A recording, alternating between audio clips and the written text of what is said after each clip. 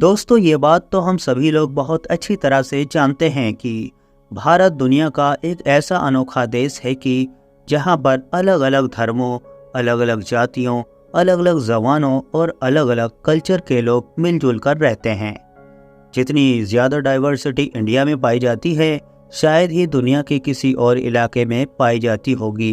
बात कर लें अगर धर्मों की, मतलब कि रिलीजन्स की, तो आप लोगों ने भारत में रहने वाले हिंदुओं को भी देखा होगा, मुसलमानों को भी देखा होगा, सिख, ईसाई, बौद्ध, जैन और इस तरह के बेशुमार अलग अलग धर्मों को मानने वाले लोगों को आपने देखा होगा। लेकिन अगर आपने किसी को नहीं देखा होगा तो यहूदी लोगों को नहीं देखा होगा। आप लोगों ने भले ही भारत में यहूदी लोगों को ना भी देखा हो, लेकिन सच यह है कि भारत में यहूदियों की भी एक बड़ी आबादी पाई जाती है। अब ये यहूदी भारत में कहाँ पर रहते हैं, इनकी कितनी आबादी है, इन लोगों का इतिहास क्या है, मतलब ये भारत में कब आए थे, कैसे आए थे, कहाँ से आए थे, यही सारी चीज़ें आज की इस छोटी सी वीडियो में हम लोग जानने की कोशिश करेंगे। तो सबसे पहले यहूदी धर्म के बारे में कुछ बेसिक चीज़ें जान लेते हैं। खुद यहूदियों के मुताबिक उनका ये धर्म आज से लगभग 3 से 4 हज़ार साल पुराना है। साथ ही साथ यहाँ पर यह भी जान लेना बहुत ज़रूरी है कि ये जो यहूदी रिलीजन है, इसकी गिनती भी दुनिया के गिने चुने आसमानी मजहबों में की जाती है। मतलब कि ऐसे मजहब के जिसमें आसमानी किताबों के कॉन्सेप्ट पर यकीन रखा जाता है। यहूदियों में जहाँ एक तरफ तौरेत नाम की आसमानी किताब को फॉलो किया जाता है, तो वहीं दूसरी तरफ ईसाइयों और मुसलमानों में इंजील और कुरान शरीफ को माना जाता है कि आसमानी किताबें हैं। साथ ही साथ आज के दौर में इन तीनों रिलीजन्स को अब्राहमिक रिलीजन के नाम से भी जाना जाने लगा है। वो इसलिए क्योंकि अगर आप लोग इतिहास में जाकर देखेंगे तो किसी न किसी तरह से इन तीनों ही धर्मों का कनेक्शन एक मशहूर पैगंबर हज़रत इब्राहीम अलैहिस्सलाम से जाकर जुड़ जाता है। वो इब्राहीम अलैहिस्सलाम की, जिनको वेस्टर्न कंट्रीज़ में ज़्यादातर लोग इब्राहीम की बजाय अब्राहम के नाम से याद करते हैं। मुसलमानों की तरह यहूदियों में भी सिर्फ़ और सिर्फ एक खुदा की इबादत की जाती है और जनरली ये लोग अपने खुदा को यहोवा कहकर पुकारते हैं। मुसलमानों की तरह ये लोग भी एक से ज़्यादा खुदा को मानने या फिर किसी गैर खुदा की इबादत करने के कट्टर विरोधी हैं।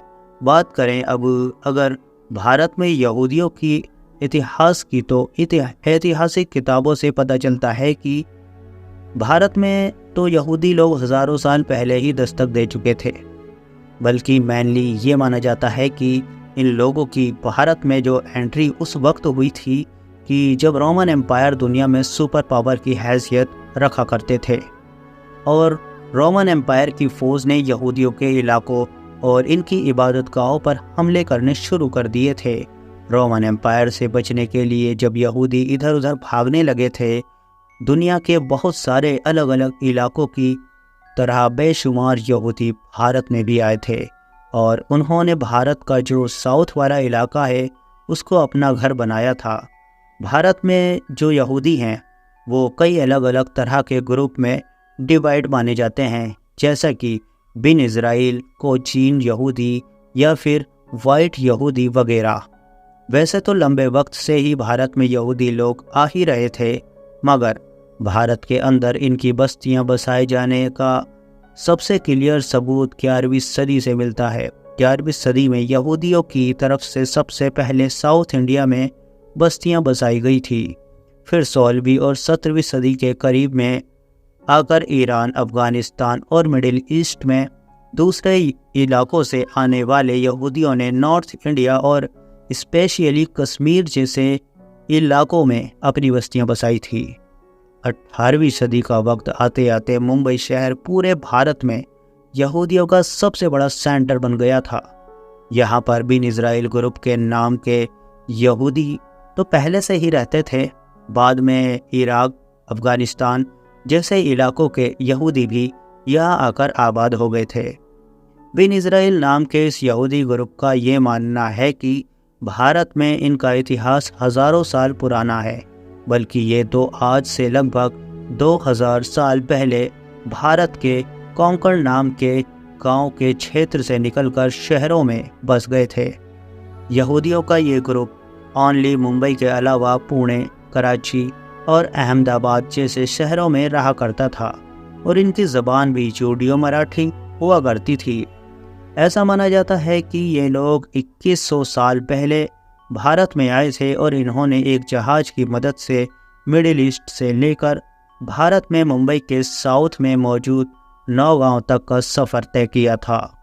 दोस्तों, 1830 में ही पूरे भारत के अंदर यहूदियों की टोटल आबादी लगभग 6000 के करीब थी, मगर यह 19वीं सदी ख़त्म होते होते यहूदी की आबादी 6000 से बढ़कर 10,000 तक पहुंच गई थी।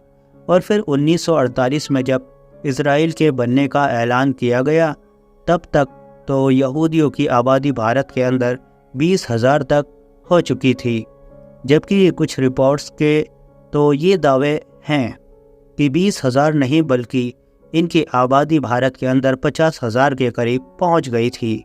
फिलहाल इन दोनों में से कौन सा भी नंबर सही हो, मगर इस बात में कोई शक नहीं है कि 1948 के बाद यह अचानक से एकदम तेज़ी से भारत से इनकी आबादी घटना शुरू हो गई। और वजह सिंपल थी, क्योंकि 1948 में जब इज़राइल के बनने का ऐलान कर दिया गया था, तो कुछ वक्त के बाद ही वहाँ पर यह कानून भी बना दिया गया था कि दुनिया के चाहे किसी भी इलाके से कोई भी यहूदी अगर इज़राइल में आएगा तो उसको फ़ौरन सिटीज़नशिप दे दी जाएगी, बल्कि सिटीजनशिप के साथ साथ उसको बहुत सारी फैसिलिटीज़ भी दी जाएंगी, जिसकी वजह से दुनिया के लगभग सारे ही इलाकों में जो कुछ भी यहूदी रहा करते थे वो बड़ी तेज़ी के साथ इज़राइल पहुंचने लगे थे। दुनिया के दूसरे देशों के यहूदी की तरह भारत के रहने वाले यहूदी भी अब बड़ी तेज़ी के साथ इज़राइल की तरफ जाने लगे थे। नतीजा ये हुआ कि भारत में यहूदियों की आबादी ऐसी घटी कि आज सिर्फ और सिर्फ भारत के अंदर 5000 यहूदी मौजूद हैं, जो यकीनी तौर पर उस वक्त के हिसाब से बहुत ही छोटा नंबर है, क्योंकि अब तो भारत की टोटली आबादी भी उस दौर के हिसाब से कई गुना बढ़ चुकी है। फ़िलहाल आज के दौर में पूरे भारत के अंदर जो यहूदी रहते हैं वो सारे अलग अलग ग्रुप में डिवाइड हो चुके हैं। इनमें से एक कोई ग्रुप तो साउथ इंडिया में केरला के अंदर मौजूद है, जो ये दावा करता है कि वो पूरे भारत में सबसे पुराना यहूदी ग्रुप है, यानी सबसे पहले आने वाला यहूदी ग्रुप है। तो वहीं दूसरी तरफ कोई ऐसा ग्रुप भी है जो ये दावा करता है कि वो पैगंबर हज़रत सुलेमान अलैहिस्सलाम की हुकूमत के दौर में ही भारत आ गए थे, जबकि कुछ यहूदी नॉर्थ ईस्ट के इलाके में भी रहते हैं जिनका ये मानना है कि वो 70 ईस्वी में उस वक्त ही भारत आ गए थे कि जब रोमन एम्पायर की तरफ से दूसरी बार उनका हैकल सुलेमानी मतलब सबसे पवित्र स्थान तोड़ दिया गया था। हालांकि भारत में रहने वाले यहूदियों की एक बड़ी आबादी ऐसी भी है कि जिनको वाइट ज्यूस यानी कि सफ़ेद यहूदी के नाम से जाना जाता है, और ये वही यहूदी हैं कि जो 15वीं, 16वीं और 17वीं सदी जैसे दौर में यूरोप के अलग अलग इलाकों से भारत में आए थे। ये वही दौर था कि जब पुर्तगाल या फिर यूके जैसे इलाकों से ऑलरेडी बहुत सारे यूरोपियन बिजनेस के पर्पज़ से इंडिया में आ रहे थे। दोस्तों, आज के इस वीडियो में इतना ही। अगर वीडियो अच्छी लगी हो तो लाइक करें और इसी तरह की नॉलेजेबल वीडियो देखने के लिए चैनल को सब्सक्राइब जरूर करें। Thanks for watching. Bye bye.